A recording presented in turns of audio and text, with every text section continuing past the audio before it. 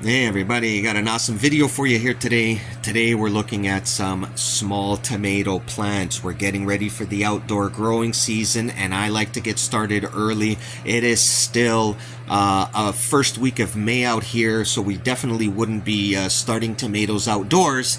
But you can see over here, I've already started them about 2 weeks ago. I want them to be about 3 weeks or 4 weeks old by the time I put a tomato plant outside. It should be at about a month old. So right now I'm just getting them started over here, and I get a common question: when do I actually start feeding tomato plants something other than water? When do I start feeding them nutrients? And the answer is, between week 1 and week 2, you want to start introducing something other than water. For the first 7 days, even the first 7 to 10 days if you want, you could just give it a little bit of tap water, hopefully dechlorinated tap water, natural spring water if you have that as well. That's all you really want to give them. That's all you have to give them, okay? You can give them a little bit more. For example, you could give them seaweed extract. For example, over here on my right hand side, you can see this over here. This is liquid weight. This is a carbohydrate. This is not a base nutrient. I'm not feeding my plants really when I'm giving them this. It's almost like a vitamin, if you will think about it like that, right?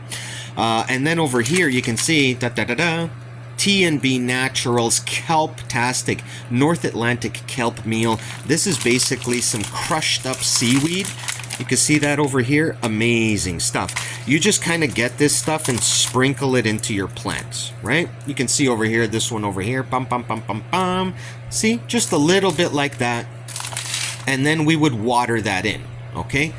Now, when do we really start doing this? Week 1, week 2 is when we start introducing small little additives like this. This seaweed extract is not a heavy feed.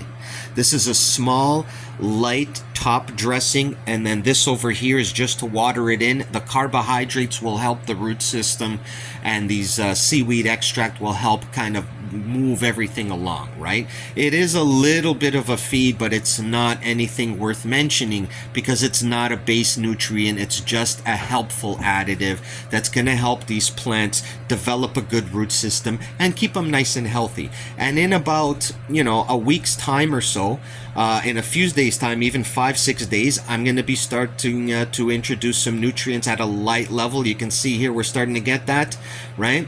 So by the time this dries up, I'm going to give it another feed of liquid weight, and then I'm going to start getting into some light nutrients at about 200 parts per million, just to kind of give these plants a little something until I can get them in the backyard. I don't want to hit them off hard because I'm not growing them indoors. I just want to move them along so they're nice and healthy and nice and steady until I could get them into the backyard. And that's all we're going to be doing for now. It's very simple, it's very basic, but there is 2 things you don't want to do. You don't want to underfeed your plant, and you don't want to overfeed your plant. So if I had to pick between either one, I would rather underfeed than overfeed. If you overfeed, you're going to burn it. If you underfeed it, it's just going to be a little hungry, and that's all, right? And it'll start to show you on these bottom leaves will start to go yellow. You'll know, because the first thing you're probably going to run into is a nitrogen deficiency. You're going to know it needs a little bit of nitrogen. It needs a veg formula, a base nutrient of a veg formula at a very light rate with these plants. Small cups, small root system, small plants. A small amount is all you're going to need. 100 to 300 parts per million should be more than enough for a 3-week to 4-week old tomato plant. Thanks for watching. Y'all take care. Have a good one now.